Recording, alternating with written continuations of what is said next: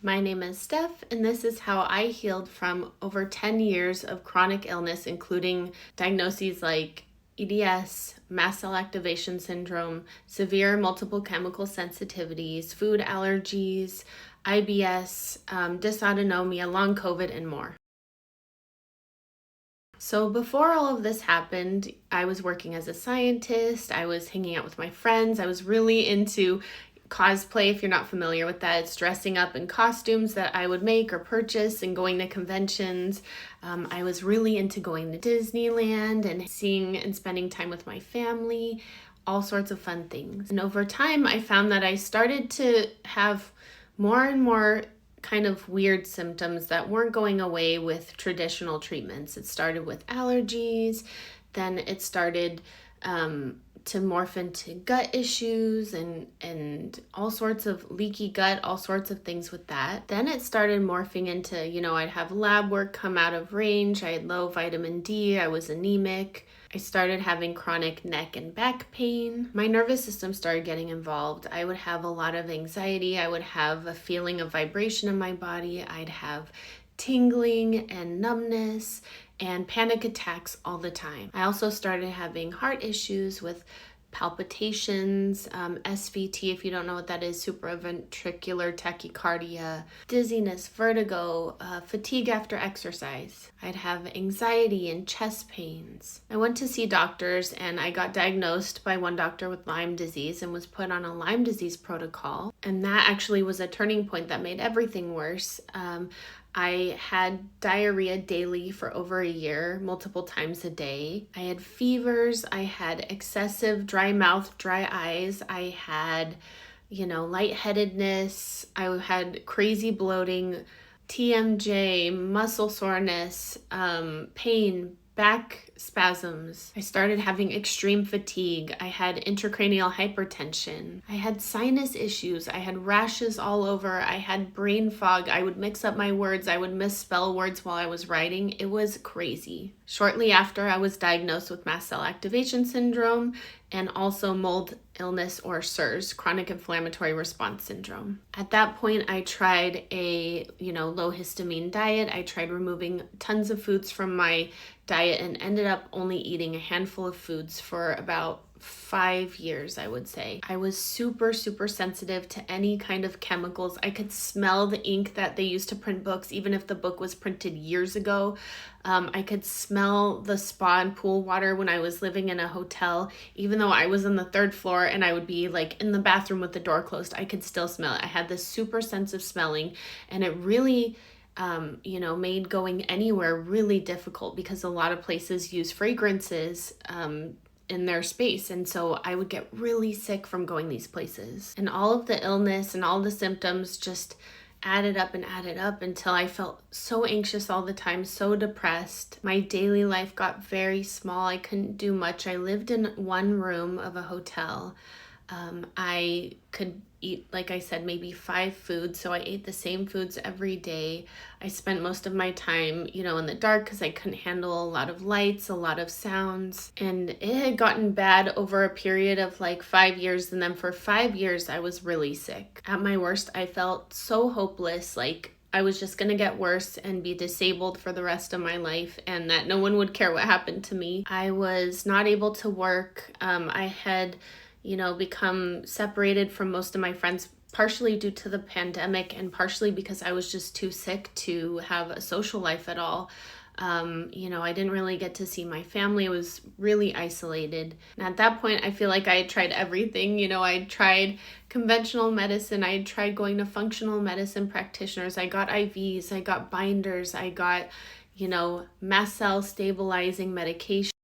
When I was at my worst point was when I discovered all the things that ended up helping me. So I discovered brain retraining, I discovered hypnosis, I discovered acupuncture, meditation, trauma therapy. There was a lot of trauma to unpack. I discovered massage and healing body work. I discovered spiritual and mental work, like the work of V.K. Shivani, Dr. Joe Dispenza, inner child work with Louise Hay. Mind Body Work by Dr. John Sarno, Bruce Lipton, he's amazing, Dr. Bruce Lipton. Abraham Hicks. There's so much that I started to read about and discover, which led me to the miraculous healing that I feel like I have today. And what I learned through all of that and what changed my perspective on healing was that the body has the capacity to heal. And when people get stuck in chronic illness like that, oftentimes it's from years and years of things that have kind of built up underneath the surface. And when, the things that we're trying aren't really touching or helping in the way that we want, it's time to then start to dig in a little bit and see what's underneath there, what protective responses are there, why is the body basically kind of shutting down. I learned to become aware of my thoughts, my behaviors, my actions, what I'm doing, how I'm thinking, how I'm being. And one of the biggest things was learning to experience the feeling of safety and not just think about it. And also on that point, experiencing any emotion instead of conceptualizing and thinking about it. Another really helpful thing for me was also connection, learning to feel safe in connection again. So what healing kind of looked like for me day to day was, when I was at my worst, I would just do what I could that day. If I could do a meditation, I would do it. Some days it was just sitting and looking out the window. That's all I could do. When I could go into the sun, I would go into the sun. When I could, I would get grounding in, I would go put my feet on the bare feet on the earth. I would go to appointments as I could to get help from professionals, a therapist, a somatic experiencing physical therapist, acupuncture, all of these things. And they added up over time to help me get to a completely new place. I also use things like getting more movement in when I could. So Qigong was helpful for that. And then a lot of other practices like practicing gratitude, practice using affirmations, practicing more self-love and self-compassion for myself for all the things that I had been going through. Ooh, and then another big one was releasing urgency to get better and just allowing myself to feel this sense of openness about whatever happens. And that was one of maybe the hardest things to do, but also one of the most key things in my healing. And then there's also, all the good for you stuff like connecting with nature, connecting with something greater than you, living life kind of more naturally curious and open to how things are going to unfold, being present in the moment, and really noticing how I was responding to other people and situations in life, and if I was reacting or if I was responding how I wanted to respond. Another one is observing other people's behavior and not taking it on as something personal against me. And on that note, having boundaries and being able to say no without any guilt or shame. And knowing that my brain has thoughts all the time. Sometimes they're not even mine, and that's okay.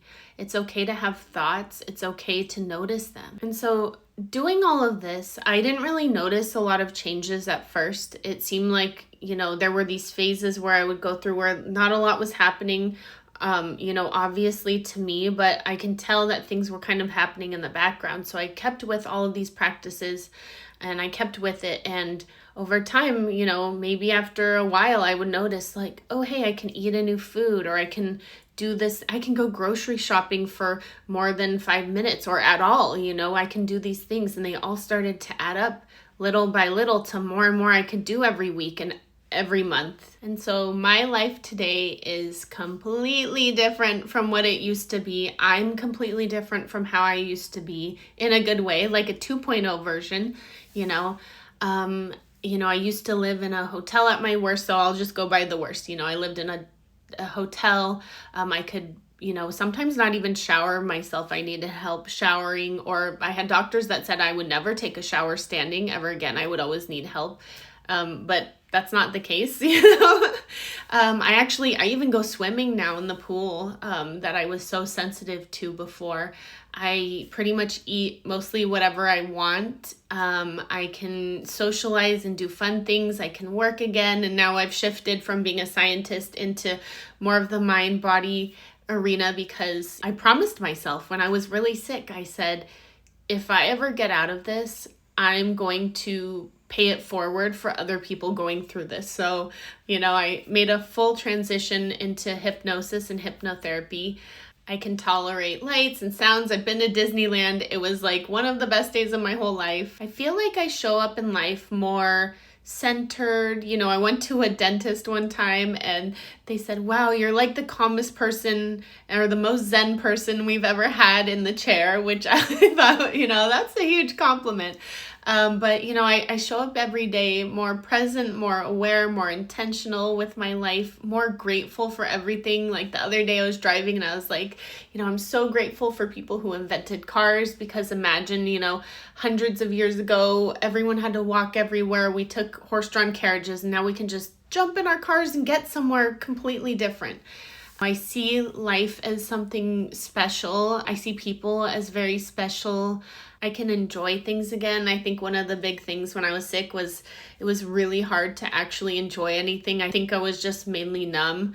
I don't know if I laughed very much or even smiled. And it's so interesting because my acupuncturist I saw from when I was really sick until now, and I still see her because it's nice to, keeping the body healthy.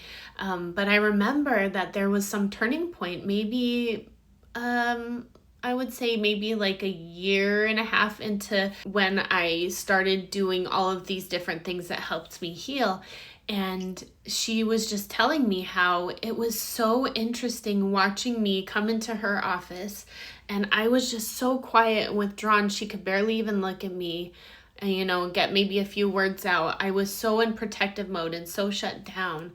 And then seeing, I grew 2 inches of height because I was sitting up straighter and I wasn't as scared. And I talk so much now and I'm so lively and bubbly, and she never would have expected that from meeting me the first time. So there's all of these cool things. I get to be me again instead of a weird, I like to see it as like this like shadowy, crusty version of myself that's in a protection mode that, was helpful for me then because I had to do it. But knowing that I have so many more tools and knowledge and I can help myself now, it's been so empowering, and the sky's the limit, And so my advice for anyone who is currently going through, a similar journey to the one that I went through is, one thing is to know that it's not your fault. It's not your fault that all of that stuff happened and the things that are going on in the body are going on. The journey has ups and downs. So while we all like to imagine, it's a smooth ride up, it's kind of more like this, sometimes like this, sometimes like this, and so kind of learning to embrace that fact, that it might be a bumpy ride. Another thing is, no matter how long you've been dealing with it, brains, bodies, everything changes. If you think about even 5 years ago, if you were dealing with the same issues, they probably don't look exactly the same as they did then as they do now, right? So using that idea that everything changes all the time to your advantage, that it can be possible for you to have positive changes taking place in your life. Another piece of advice that I didn't really know consciously at the time, but I was following it, was to listen to my inner guidance. People want to call it higher self, inner wisdom, whatever you want to call it. It's that kind of inner knowing. And sometimes it's hard to tease out, is this fear or is this like really an inner knowing?